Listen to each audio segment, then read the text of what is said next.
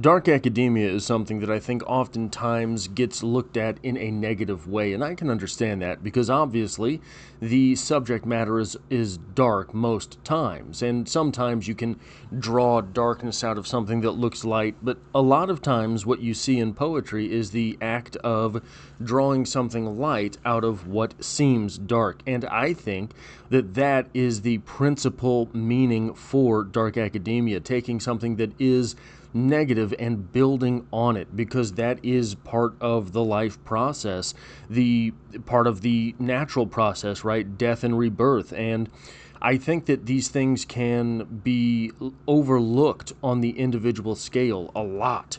They can be overlooked on the individual scale such that it becomes sort of prohibitive to try to build on something negative when the entire world, I think, right now is so dichotomous that everything seems good or bad and it seems to be end state. But that's not the case for life. Life does go on. And the poem that we have in question today is Holy Sonnet 6. This is my play's last scene. Welcome to Strip Cover Lit, where we squeeze the bigger picture out of literature. I'm Adrian Ford, and we are here for another poetry discussion, which will appear in two playlists here on the channel. Number one being the poetry discussion playlist, over 800 videos strong, and number two being the Dark Academia playlist, a playlist dedicated to the aesthetic and the aesthetic of Dark Academia. Holy Sonnet 6, this is my play's last scene by John Donne, reads as such. This is my play's last scene. Here heavens appoint my pilgrimage's last mile, and my race, idly yet quickly run, hath this last pace. My span's last inch, my minute's last point, and gluttonous death will instantly unjoint my body and my soul, and I shall sleep a space, but my ever-waking part shall see that face, whose fear already shakes my every joint. Then, as my soul to heaven her first seat takes flight, my earth-born body in the earth shall dwell. So fall my sins, that all may have their right to where they are bred, and would press me to hell. Impute my righteousness, thus purged of evil. For thus I leave the world, the flesh, the devil. So, this being a sonnet, we can break this down into constituent parts. This is the first stanza here. This is my play's last scene. Here heavens appoint my pilgrimage's last mile, and my race, idly yet quickly run, hath this last pace, my span's last inch, my minute's latest point. Here we have a speaker that is saying, this is it, I'm done. I can't go on any longer. In the dark academic sense, however, I think that what this is a retreat into solitude. This is the death of the ego. This is the death of the former self.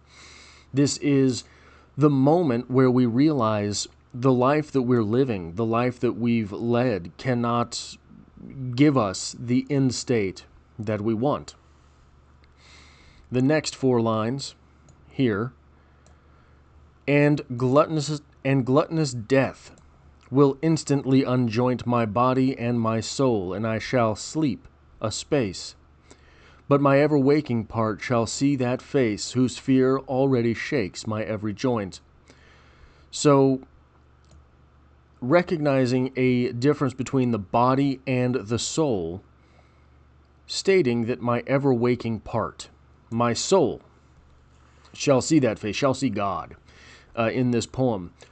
But I think that this can easily be substituted for meaning. When I retreat in this way to become something more than I am, death unjoins the body and the soul. The body, I think, is very much what represents the ego. I think that it's often seen as, the ego is seen as something that is different or separate from the body, but When you look at people who are egocentric, oftentimes what they're talking about is the self. These are people who spend so much of their waking time preening themselves.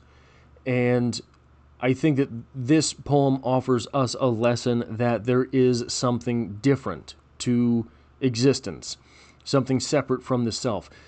I think that this translates very easily into dark academia through the act of work, right? The act of creation. The creation is the ever-living part, ever-waking part, the part that will survive our bodies, the part that will survive what it is that we do here. The next 4 lines, Then as my soul to heaven, her first seat takes flight, and earth-born body in the earth shall dwell, so fall my sins, that all may have their right to where they are bred, and would press me to hell. This is an acknowledgement that, look, if we do stay on this course of the ego, if we do stay on this course of just existence, if we do stay on this course minus meaning, we will be delivered unto that place no one wants to go.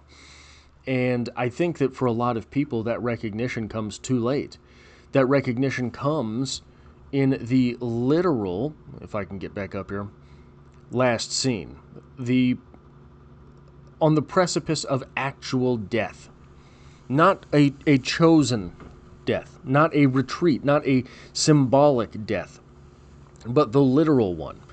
It is not until then that many people come to this realization that maybe I wasted too much of my time. Maybe I did not do all of the things, accomplish all of the things, make all of the stuff that I wanted to make, that I wanted to create, the work that I wanted to do.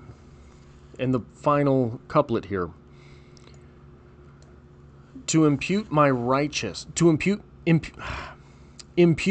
righteous, thus purged of evil, for thus I leave the world, the flesh, the devil. I think that this is easily translatable to dark academia in the sense that leaving those things behind, leaving behind the actual corporeal existence, we can become something more. We can transcend what it is that we physically are. But I think that the stark realization here is that we cannot become more until we have changed. We cannot change until we die. We will die, right? All of us will die. We are not here forever. But there is, I think, the very real power that comes from a chosen death, a transformation of the self, a cocooning of the self. And that, I think, is what dark academia represents, this cocooning of the self, that we may be something more. It is going to take time, right? So the classical sort of translation, the classical sort of one-for-one translation for this, Jesus died on the cross. And whether you believe this is literal, whether you believe that this is symbolic for people who follow the religion of Christianity, it became a very powerful symbol. To die and go through hell and then be reborn. So if you accept the earthly plane right here, then there's hell, right? Always referred to as down, right? Always referred to down from where we are. But Jesus was here, existed here, goes here, and then ends up here. So this is, I think, symbolic for the fact that maybe you can, if this is the middle level where we are, you can sort of build yourself up. But to make leaps and bounds in progress, you have to start here, go here, in order to end up here. And I think that that is a very big part of this poem. I think that is a very big part of dark academia. That is all I have for this poetry discussion. If you like or appreciate what it is that I do here, hitting the like button really does help me out, as it tells YouTube to share this video with other literature lovers. If you find yourself here by chance but not design, literature is the only thing I talk about on this channel, dropping multiple videos every single week. There's poetry every Monday, and as always, I hope to have you back for the next one.